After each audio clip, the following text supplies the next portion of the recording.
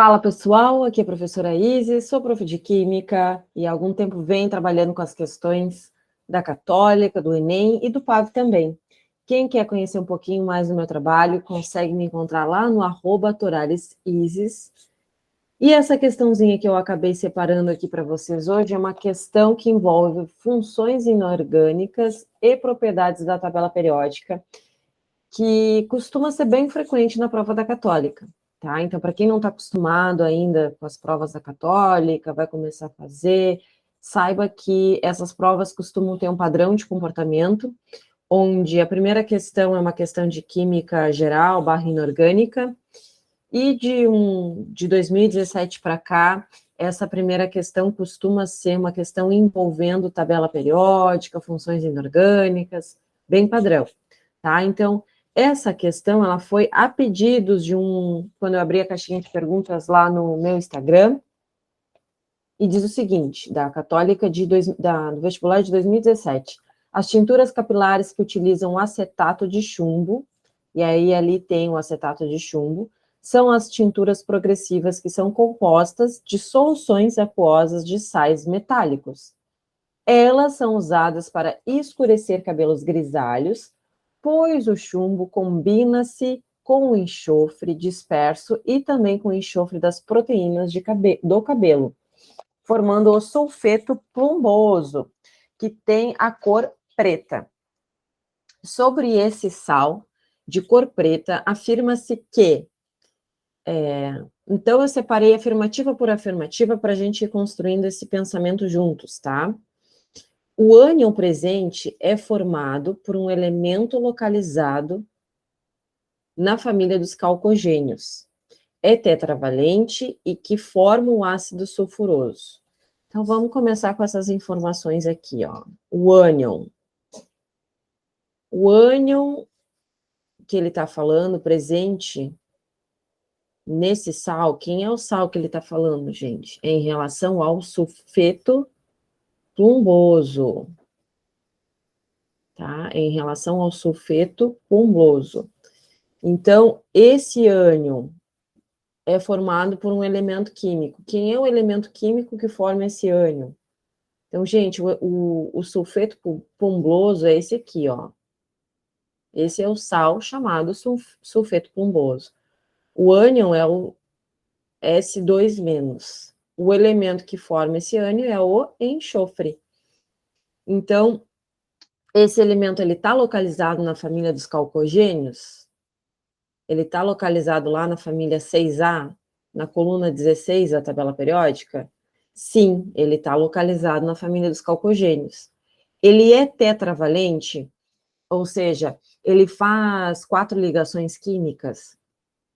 Via de regra, tirando as exceções da regra do octeto, não, ele não é tetravalente, tá? Então, isso aqui tá... Não daria para considerar isso como certo, porque o enxofre costuma fazer 2 ligações, tá? Porque ele tem 6 elétrons na camada de valência, e aí ele vai fazer mais 2 ligações para ficar com 2 elétrons a mais e respeitar aí a regra do octeto, que diz que um átomo fica estável com 8 elétrons na camada de valência, tá? Eu não vou entrar aqui na questão da regra do octeto, porque não tem a ver com o que está sendo explorado aqui nessas afirmativas, tá? Se fosse algo explorado nessas afirmativas, teriam pistas aí da AE, tá? E não é o caso. Então, a Católica não deixa pistas no sentido de ir para esse lado da exceção. Então, a gente vai focar como que é o padrão para o enxofre, que são 2 ligações químicas, tá?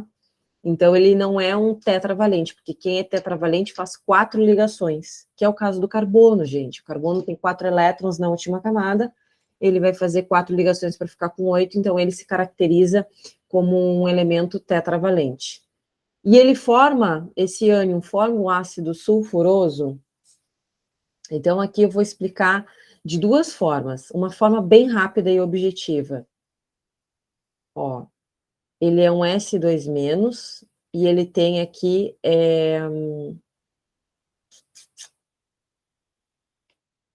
o chumbo na frente para formar o sulfeto plumboso que está descrito no exercício. plumboso. Tá? Quem é muito ligado, no sentido de já estar bem afiado na parte de nomenclatura, de ácidos inorgânicos, já de cara diria assim, olha, o ácido sulfuroso é esse cara aqui, ó, o H2SO3. Então, para isso ser verdade, que não é verdade, tá? O enxofre, ele teria que estar ligado a um oxigênio, tá? E nessa estrutura aqui, não tem nenhum oxigênio. Então, o ânion presente, que é o S2-, não é o mesmo ânion presente aqui no ácido sulfuroso, ó.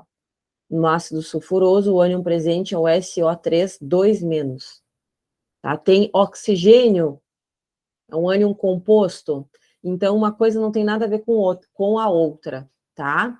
Então, nesse caso aqui, para aquela pessoa que já está bem acostumada com a parte de nomenclatura, não gasta muito tempo com isso, já de cara mataria essa dúvida, tá? Isso é falso. Agora, para aquela pessoa que não sabe de cara que o ácido sulfuroso é o H2SO3, a dica que eu dou é a seguinte, ó.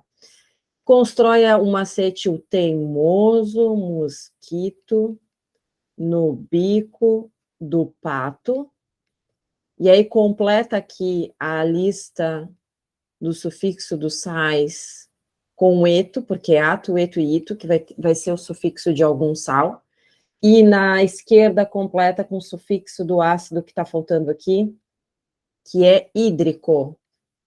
Então, a gente tem três sufixos possíveis para os ácidos, o ozoico e o hídrico. Nesses dois primeiros exemplos aqui, esse sufixo ele vai estar relacionado com o ácido que tem oxigênio na estrutura, tá? E nesse outro aqui, o hídrico, está relacionado a um ácido que não tem oxigênio na estrutura. Então, só vai ter um HX, por exemplo, que são os hidrácidos que a gente chama, tá?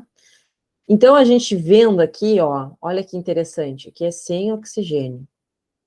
Sem oxigênio. Qual é a linha de raciocínio que eu sugiro nesse momento, tá? Conhece esse macete aí, o teimoso mosquito no bico do pato, completa o eto e o hídrico, e observa que o sufixo do sal termina em eto. E aí relaciona esse eto com o macete.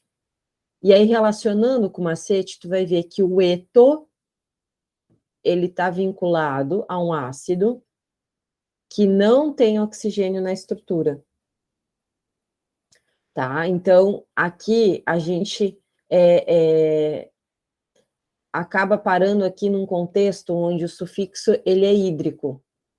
E aí tu vai ver que o sufixo usado aqui para o ácido, ele é oso, que está aqui em cima, ó. Que é um ácido que tem oxigênio na estrutura. Então, daí é para ir para essa linha, tá? Ver, ó, esse eto está relacionado a um ácido que não tem oxigênio, e aquele oso é referente a um ácido que tem oxigênio. Então, não tem como essa primeira alternativa estar certa, tá? Então, essa aqui, ó, alternativa não, essa primeira afirmativa está certa, é falsa. Bom, nessa segunda afirmativa, diz o seguinte, o cátion apresenta raio atômico menor que o seu átomo de origem. Então, o cátion de quem, pessoal? Do sulfeto plumboso. Então, lá no sal sulfeto plumboso, o cátion é esse aqui, tá? Então, ó, vejam que a gente tem o sulfeto plumboso aqui. Esse aqui, o que está na frente é o cátion, e o que está atrás é o ânion, tá? E aí, para saber se isso é falso ou verdadeiro, tem que lembrar daquelas propriedades da tabela periódica, quando se estuda o raio atômico e iônico, tá? Então, ó, a gente tem o cátion, que é esse aqui, ele perdeu 2 elétrons, porque o cátion perde elétrons, ele perdeu 2 elétrons, ele ficou, o quê? O que perde elétrons, ele ficou menor. E o átomo que deu origem, que é o chumbo, que não tem perda de elétrons nem ganho de elétrons, ele tem um padrão dele, um padrão normal. tá? Então, se tu tira elétrons desse chumbo para virar um cátion, ele vai estar diminuindo de tamanho, tá? Então, a ideia é, o cátion, ele acaba tendo um raio, cátion, ele acaba tendo um raio menor, o cátion tem um raio menor que seu respectivo átomo, tá? Então, o cátion apresenta raio atômico menor que o seu átomo de origem, e isso aqui é verdade, tá? Então, isso não serve só para o chumbo, isso serve para quando a gente compara aí os cátions e os seus respectivos átomos que deram origem, tá? O cátion, por perder elétrons, ele vai ficar com um tamanho menor, ele vai se contrair mais, tá? Porque tu tá tirando cargas negativas, o que vai possibilitar mais aproximação ainda da eletrosfera em direção ao núcleo do átomo. Então, isso faz com que o raio diminua, e aí tu compara esse raio com o átomo que deu origem, o raio vai ser menor, o raio do cátion. O raciocínio inverso, já aproveitando para falar, vale para o ânion. O ânion ganha elétrons. Então, na medida que vai entrando elétrons na eletrosfera de um ânion, o ânion expande. O raio fica maior do que quando comparado ao átomo que deu origem a ele, tá? Então, quando vocês pensarem em cátion e ânion, lembrem, o cátion tem um raio menor do que quando comparado ao átomo que deu origem, e o ânion vai ter um raio maior, tá? Então, essa segunda alternativa, ela é certa. Segunda afirmativa. Terceira afirmativa diz o seguinte: apresenta maiores pontos de fusão e ebulição se comparado aos compostos moleculares, tá? Então, aqui, ó, sobre esse sal de cor preta, afirma-se que, então, esse sal, que é o sulfeto plumboso, ele vai ter maiores pontos de fusão e ebulição se comparado a compostos moleculares? Vai, pessoal, tá? Compostos moleculares, para quem não lembra, são compostos que fazem ligação covalente. E quando vocês estudam as ligações entre átomos, as iônicas, covalentes e metálicas, tem que lembrar que as ligações covalentes vão ter menores pontos de fusão e ebulição quando comparadas às demais, tá? No caso aqui do sulfeto plumboso, que é uma ligação iônica, porque tu liga um metal, que é o chumbo, com um ametal, que é o enxofre, que é bem característico de uma ligação iônica. Quando tu aproxima esses dois átomos, eles vão se ligar a partir de uma doação, de uma transferência de elétrons. O metal, que é o chumbo, doa elétrons para o enxofre, que tem, por ser um metal, ele vai ter essa afinidade por querer ganhar elétrons, tá? Então, numa ligação iônica, se estabelece uma atração eletrostática ali, o que torna essa ligação muito forte, tá? Então, quando eu comparo a ligação iônica com essa ligação covalente, que não tem nada a ver com o que acontece numa ligação iônica, a ligação iônica, em função dessa atração eletrostática, vai tornar essa ligação forte, tá? Então, as ligações iônicas são mais fortes que as ligações covalentes desses compostos moleculares, tá? Então, aqui essa afirmativa, ela é correta também. Então, a gente está em busca de uma alternativa aqui que tenha pelo menos a 2 e a 3 como correta, ó, que é, no caso, essa aqui, a E e a B. Vamos para a quarta afirmativa. O ânion contém subnível mais energético, 3p4, e une-se ao alumínio, formando um composto com fórmula semelhante ao Al2O3. Então, gente, aqui eu acabei nem colocando lá no título, né? Que era uma questão que envolvia também distribuição eletrônica, que é uma coisa que bem característica da católica também, tá? Ela traz a distribuição eletrônica, é bem como tá aí. Se vocês forem fazer as outras provas da católica, vocês vão se deparar com esse tipo de pergunta também em outros anos, não só em 2017. Então, para a gente saber se esse subnível aqui realmente é o mais energético do ânion, e aí o ânion, lembrando, é o sulfeto S2-, a gente vai precisar fazer a distribuição eletrônica dele, tá? Então, o que a gente faz já de largada? A gente faz a distribuição eletrônica átomo enxofre, e aí depois a gente tira os elétrons, porque ele está perdendo elétron, ó. Tá vendo aqui, ó? Nesse contexto aqui, o enxofre perdeu não, desculpa, ganhou 2 elétrons. E aí insere esses elétrons lá na última camada, tá? Então, vamos ver. Acho que a minha tabela periódica não vai aparecer para vocês, mas eu vou dar uma olhada aqui a tabela periódica que eu tenho rapidinho, para ver qual é o número atômico do enxofre. Eu acho que é 16. Enxofre... É 16 o número atômico do enxofre, tá? Então, olha lá. O enxofre, ele tem um número atômico, que é representado pela letra Z, igual a 16. Se o enxofre... Então, pessoal, eu vou começar a fazer a distribuição do átomo enxofre, tá? Não vou focar nesse momento aqui no ânion, tá? Porque a gente sempre faz a distribuição do átomo, que é representado por um elemento químico, e aí depois a gente coloca ou tira elétrons de acordo com o contexto. Vai colocar elétrons se for um ânion, vai tirar elétrons se for um cátion. Tá? Então, o enxofre, ele tem um Z igual a 16. Quando eu faço a distribuição do enxofre, que se ele tem 16 prótons, ele vai ter 16 elétrons, e lembrando que a distribuição eletrônica é em relação aos elétrons, vai ficar assim, ó, 1s2, 2s2, 2p6, aqui já fecham 10 elétrons distribuídos, 1s2, 2s2, 2p6, 3s2, 3p6, é isso?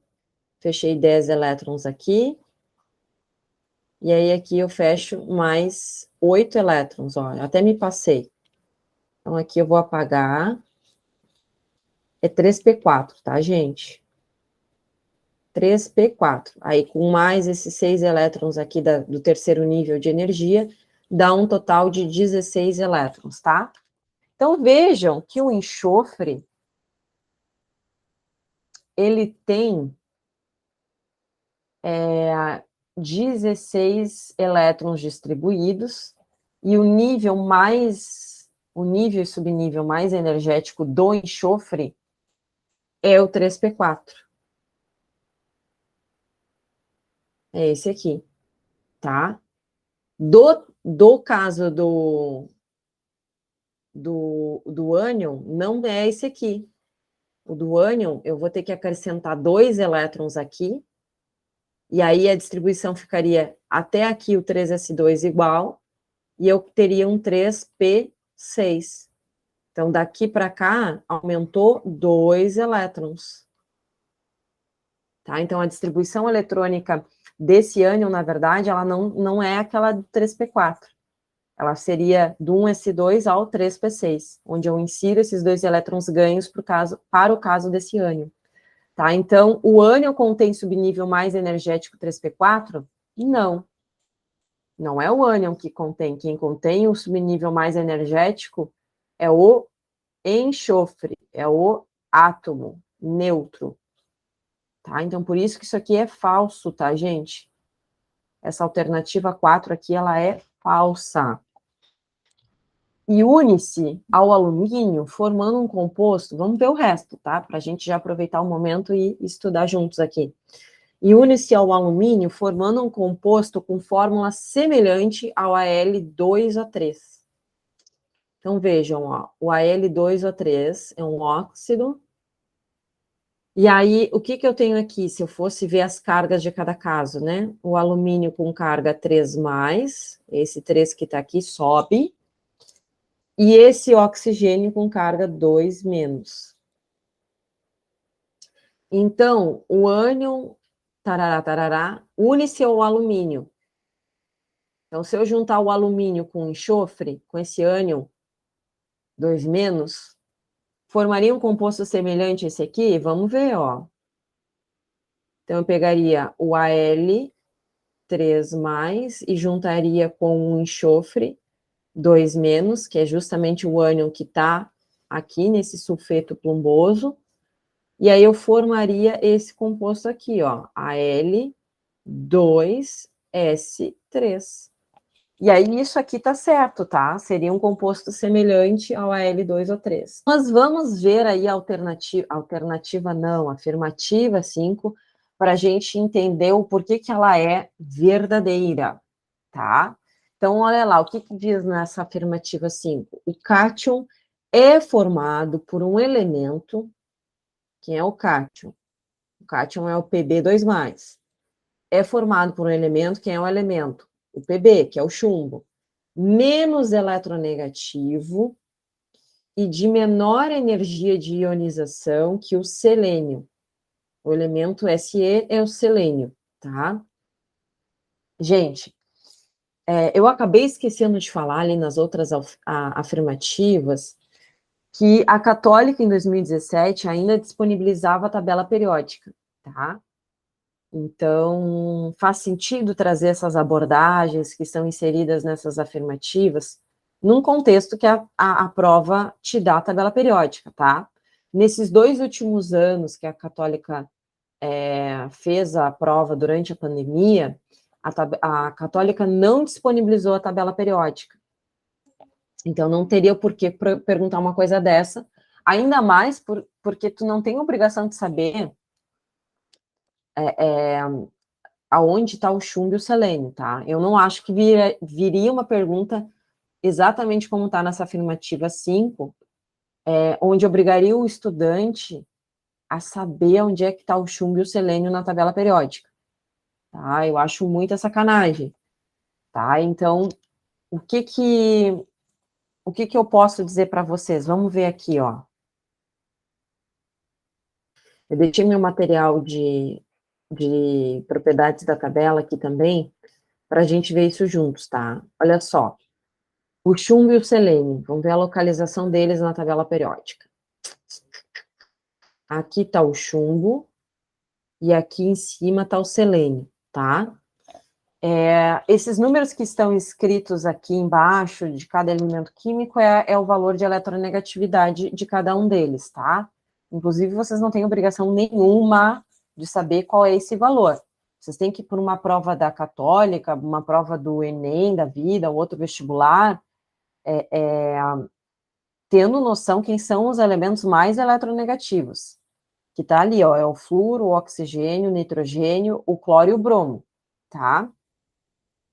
Principalmente aqueles 3, flúor, oxigênio e nitrogênio. Então, vocês não têm que ter essa visão geral de quem são os mais eletronegativos e saber que a eletronegatividade, que está ali, que é a capacidade que um átomo tem de atrair elétrons para perto de si, quando ele se encontra ligado a outro átomo diferente, ela aumenta da esquerda para a direita.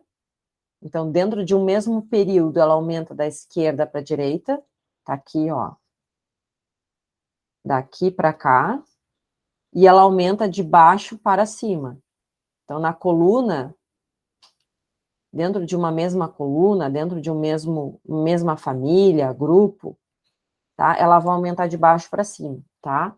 Então, tendo uma tabela periódica à disposição e sabendo aplicar esse conhecimento que aumenta da esquerda para a direita, e de cima, e de baixo para cima, vocês veriam que o chumbo está mais à esquerda do que o selênio, e viriam que o selênio ainda está mais acima que o chumbo. Então, daria para ver que o chumbo é menos eletronegativo que o selênio. Então, vamos voltar para lá, ó.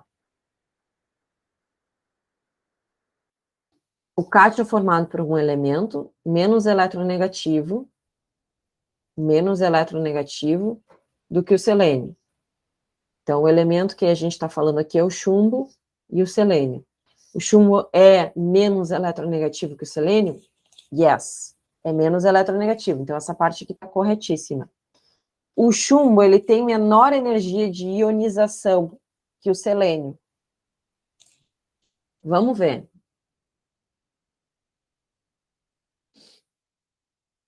Ó, o chumbo tem menor energia de ionização, tá mais ou menos para cá, que o selênio. Tá? É a mesma seta aí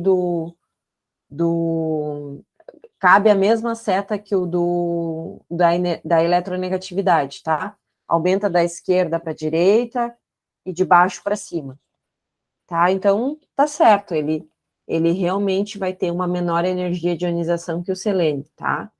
Então, ó, vamos voltar para cá, ó. Aqui tá certo também, tá? Então, aqui a resposta é a letra B. Então, com essas informações que eu dei, vocês já resolveriam um exercício, tá? Tranquilamente. Agora eu vou fazer um comentário adicional, então, se para ti já está suficiente aqui, não esquece de deixar um like, se inscrever no canal, compartilhar com a galera, porque vai ajudar bastante o meu trabalho aqui no YouTube, tá? Quando eu comparo aqui chumbo e selênio, tá? Eu tenho 86 prótons e 86 elétrons lá no átomo de chumbo e tenho 34 prótons e elétrons no selênio, tá? A força de atração que esses prótons do chumbo estão fazendo sobre os elétrons do chumbo é muito maior do que quando comparado ao selênio, tá? Por quê? Porque eu tenho muito mais prótons ali, tá? Então, esse é um olhar inicial que a gente poderia levar em consideração, tá? Por ser muito maior, vai ter muito mais atração os elétrons do que quando comparado aos elétrons do selênio, tá?